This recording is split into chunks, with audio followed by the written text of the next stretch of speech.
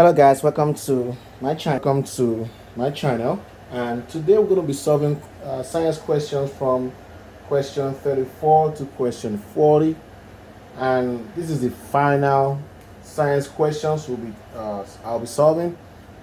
After that, I'm going to go into solving chemistry questions. I'm going to start chemistry classes, and I'm also going to start math from a very basic form so that you can learn your math. If you want to pass your ACT, your math has to be very good. I think most people, from the survey that I've taken, most people have issues with math, algebra 2 for the most part. So I'm going to put my time into teaching algebra 2 and also chemistry for those that are in college. So if you're new to this channel, don't forget to like, subscribe, and also share this content so that other folks can actually learn from what we're doing, right? So if you look at the screen, you see that I have the question pictured. I'm not writing on the board because there's a lot of writing. And I'm working from the official ACT Prep Guide 2021 to 2022. So if you have the book, it's going to be in page 88 of that book. And we're dealing with passage 6, right? So passage 6 says, when viewed from Earth, the other planets in the solar system usually appear to move prograde, which is eastward relative to the sun. Occasionally, however, each planet appears to briefly move retrograde, westward relative to the stars. For example, figure 1 shows Mars' position relative to the stars on 9 dates between July 24th, 2005 and February 26th, 2006. And you can see figure 1 on the screen. Two hypotheses were proposed to explain why the planets occasionally appear to move retrograde, which means backwards, so to speak. Hypothesis 1, Earth is the solar system's central body, and the other bodies move around Earth in looped orbits. Each body, except Earth, has two circles associated with it, a deferent and an epicycle. Both circles rotate counterclockwise, and their combined motions result in the body following a looped orbit. In figure 2, the left panel shows Mars' deferent and epicycle, and the right panel shows Mars' orbit. As a body passes through a loop, the body's motion changes from prograde to retrograde and back. The larger a body's deferent, the more loops in the body's orbit, and the more often that body passes through a loop. So that's hypothesis 1, which I called H1. Hypothesis 2, which I called H2, says the sun is the solar system's central body, and the planets move counterclockwise. So in both cases, H1 and H2, the body moves counterclockwise around the sun in elliptical orbits. The larger a planet's orbit, the more time the planet takes to complete a revolution around the sun. As a result, the line of sight from Earth to a given planet drifts over time. So over time, right? Figure 3 shows the orbits of Earth and Mars and the position of Earth and Mars on each of the 4 dates labeled in figure 1. For each date, the line of sight from Earth to Mars is projected onto a view of the sky. There are 2 rules for apparent retrograde. 2 rules. Rule 1. A planet with an orbit larger than Earth's appears to move retrograde whenever Earth passes between the Sun and that planet.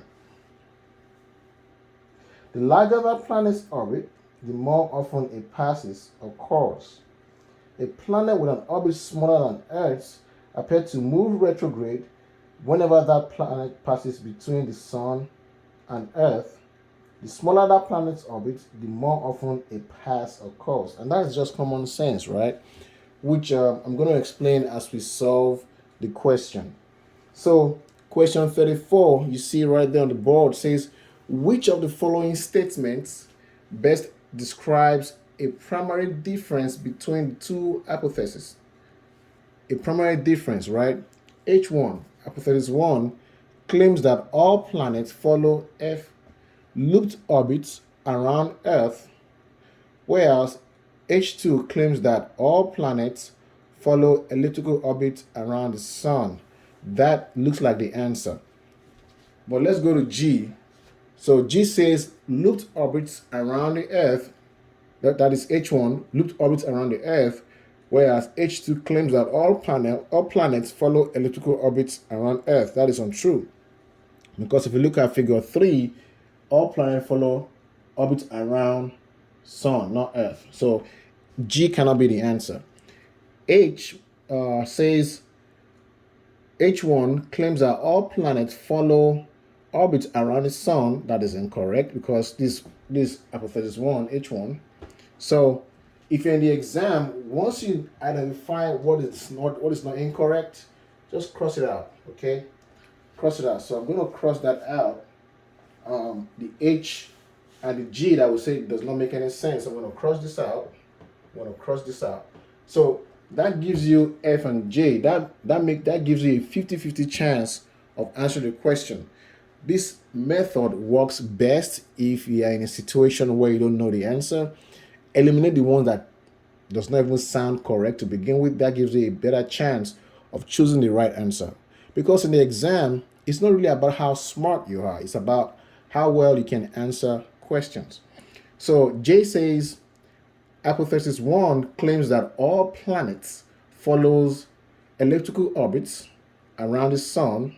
That is a lie because 1 talks about planet moving around the Earth. So J is out of the equation. So my answer is E.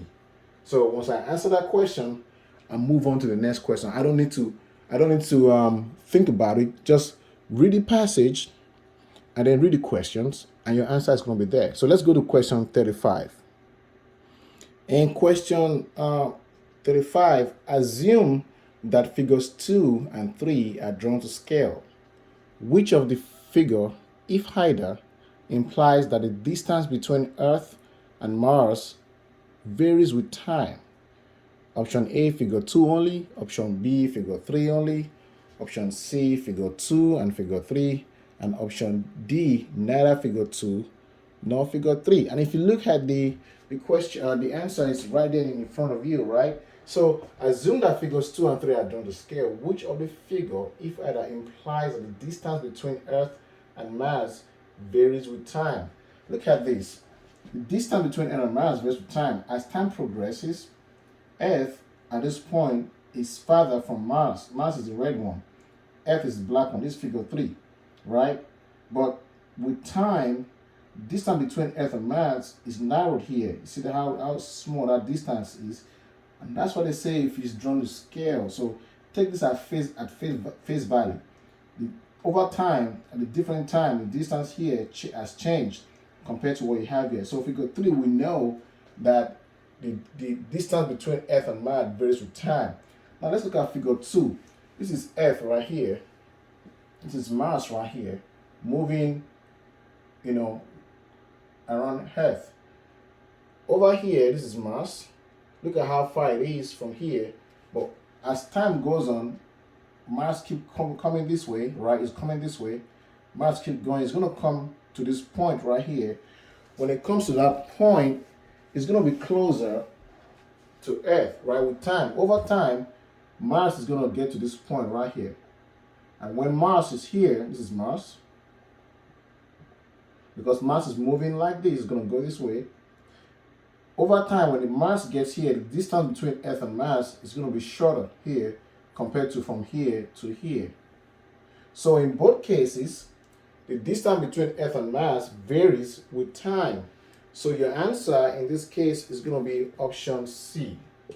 So you have to learn to read not just the passage, but also to look at the picture or the figures that you've been given. So let's go to question 36. In question 36, it says, consider both the interval of time represented in figure 1 and 3. This figure 3, I didn't draw figure 1, but if you go back to the first section where we first started, you'll see figure 1. It looks like a zigzag kind of thing with dates attached to it. That's figure 1. It's going back and forth. I'm going to give a brief representation here. You have figure 1. It looks like something like this. That's figure 1 right here. And you have the dates.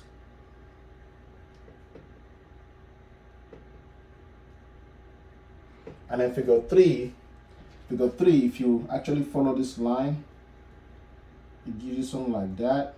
You follow this line down, it gives you something like that. And then you follow this line down, it gives you something like that. And then you follow this line down up to this point, you get to here. So you have something like this, like that, which is very similar to this, right? So consider both the interval of time represented in figure 1 and figure 3, and the reason that according to hypothesis 2, the line of sight from Earth to Mars drift over time, is the top portion of figure 3 consistent with that reason? And that is a yes. The top portion of this figure 3, right, which this is the top portion right here. This bigger circle is the top portion of figure 3, and you can see it actually is consistent with this reason right here. So any answer that has yes is what we're going to go for. Anyone with that no is already asked out. So this is out.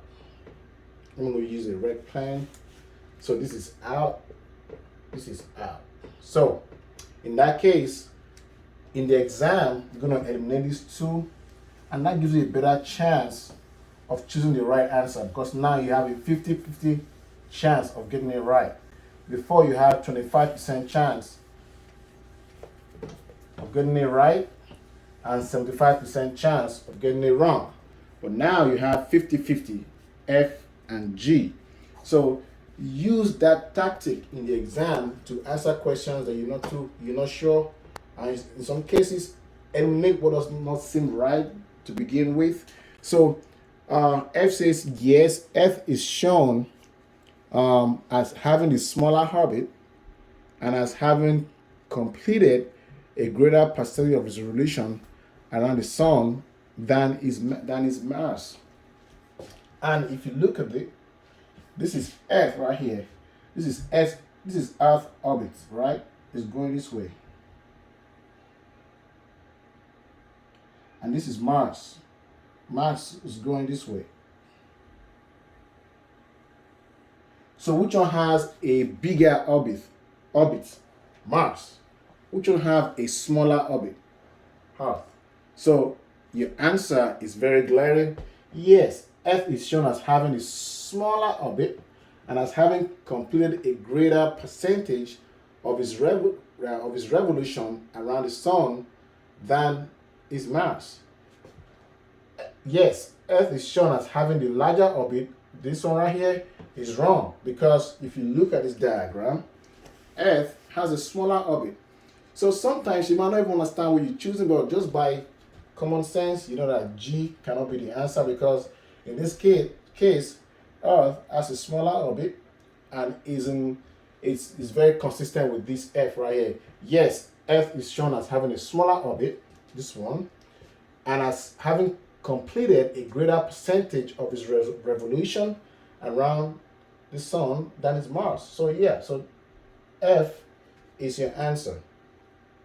So that's how you answer question 36. And if you look at it, if you have something smaller, they will go round. Something that has a smaller orbit will go round faster over a fixed object than something that has a bigger orbit. It's going to take a longer time to complete that revolution. So that is very, very, that's common sense. So let's go to question 37. So in question number 37, based on figure 1, as viewed from Earth, for approximately how many days between July 2005 and February 2006 did Mars move retrograde? So they're asking us between this here and this here, how many days did Mars move backwards? So this retrograde right here will move backwards. So the only time Mars moved backwards was from here and here. That's how long it moved backwards. From here, it moved forward. From here, Mars moved forward. But from here to here, it moved backwards. So we're looking at from here to here, it really moved backward during this time. So that's from October 1, 2005 to December 10, 2005. So let's count the number of days. So from 10/1 to 11/1 is how many days? That's very simple. October has 31 days in the calendar, all right? After 31 days, you're gonna jump into November. November has 30 days, right?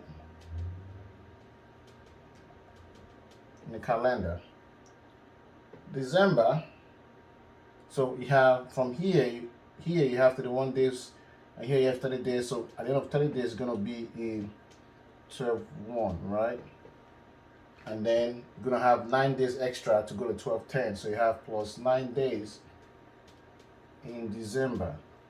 So if you had that together, 31 plus 30 is 61 days, plus 9, that's 70 days. So we're looking at 70 days. That's the total number of days that Mars moved backwards. Again, from October 1st to 11 and November 1st is 31 days. From November 1st to December 1st is 30 days, okay? And then from 1st of December to 10, from 2nd of November to 10 is 9 days. So when you add all together, it gives you 70 days. So your answer is 70 days. Let's go to question 38. So question 38 says a supporter of hypothesis 1 and a supporter of hypothesis 2 would both be likely to agree with which of the following statements? When viewed from Earth, if a planet appears to be moving prograde is the moving forward, right? That planet is actually moving F clockwise and around Earth, G clockwise around the central body in the solar system, H counterclockwise around the sun, J counterclockwise around the central body in the solar system. So from the passage that we read, if you go back to the passage, it did mention, and I think that would be for hypothesis 1 and 2. It did mention that both circles rotate counterclockwise, and the same thing for hypothesis 2. It says that Earth is revolving around Sun counterclockwise. That is the reason for this right here, this arrow head, and there should be another arrowhead here, and that arrowhead here. In the drawing, you see that it moves, the arrowheads around here going like this, right? You see it right here. So if something is moving this way, in this direction, it's counterclockwise. It's counterclockwise.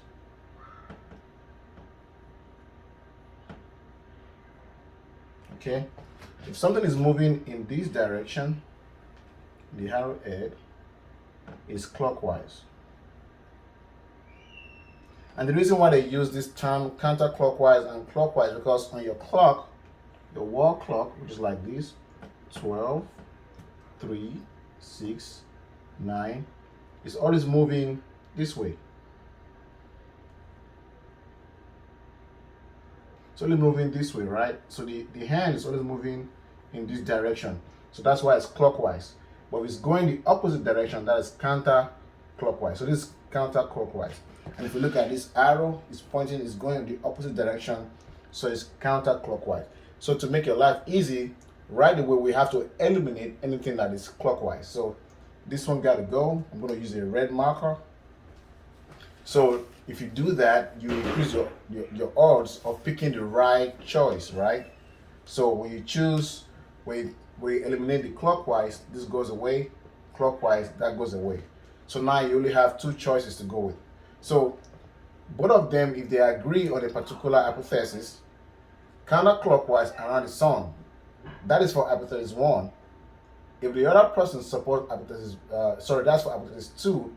If the other gentleman or whatever it is support hypothesis 1, they will never agree on this because they have two different ideas. The first person says Earth is the central body and Mars is revolving around it. And the second hypothesis said Earth is revolving around the sun and also the Mars is revolving around the sun. So this right here is wrong because they will both not agree on this. One thing they will both agree on is the body is moving counterclockwise, which is the same thing here, around the central body in the solar system. So they both agree that something is moving counterclockwise around the central body. For H1, they agree that the Mars is moving around this central body, and for the other one, agree that the Earth and the Mars is revolving counterclockwise to this central body. So J will be your answer for question 38. So again, when you're in that exam situation, you want to eliminate the answers that does not seem right to give yourself a better chance of picking the right answer. So when you do that, you increase your odds of picking the right answer from 25% to 50%, and then it makes life a lot easier. So let's go to question 39. So for question 39, based on figures 1 and 3, if hypothesis 2 is correct, which of the following figures most likely shows the position of Earth and Mars on November 7, 2005? So, you know this is July. I don't know what this is going to be. It's July, August, September, October. We're going to have November, then December. We're going to have January, February, March. But this is what we're looking for here, November. That's what they're asking us. So November, we're going to have these two on the same line right here. If you chose this, it's going to be wrong because they are not on the same line. If you're looking down, so this is going to be wrong. So again, eliminate this. If you chose this, it's going to be wrong. So you eliminate that. So you have 50-50 chance. If you chose this, they're on opposite sides. So it's not going to be like there's going to be one here and one here. So this is going to be wrong. So this is going to be wrong. So your only options you have is B, which is this right here and this right here. So you have this red one, which is what you have here, and it coincides with this one, and that is how you answer that question. So that's question 39. Again, the questions for sciences is more about reading the question, studying the graph or the table or what they're telling you. You don't have to have any extensive knowledge of science to answer the questions. In my own opinion, I think these questions are there to boost your score. So if you do well in math, you will definitely do well in science, because that means you can read and understand what the images and the tables are, right? So let's go to question 40. That's going to be the last question for science. Then I'm going to go into chemistry. So final question, question 40. Can hypothesis 2 explain why Venus occasionally appears to move retrograde? And you have this figure 2 for this figure, so this figure 3 for hypothesis 2. Don't forget, if you go back to the beginning of the class, hypothesis 2 says the sun is the solar system's central body, and the planets, so all kinds of planets, move counterclockwise around the sun in elliptical orbits.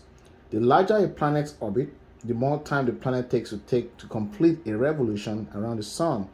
As a result, the line of sight from Earth to a given planet drifts over time. Figure 3 shows the orbits of Earth and Mars and the position of Earth and Mars on each of the 4 dates labeled in Figure 1. So there are 2 rules for apparent retrograde motion. A planet with an orbit larger than Earth appears to move retrograde whenever Earth passes between the Sun and that planet. The larger that planet's orbit, the more often a pass occurs. And then a planet with an orbit smaller than Earth appears to move retrograde whenever that planet passes between the Sun and Earth. The smaller that planet's orbit, the more often a pass occurs.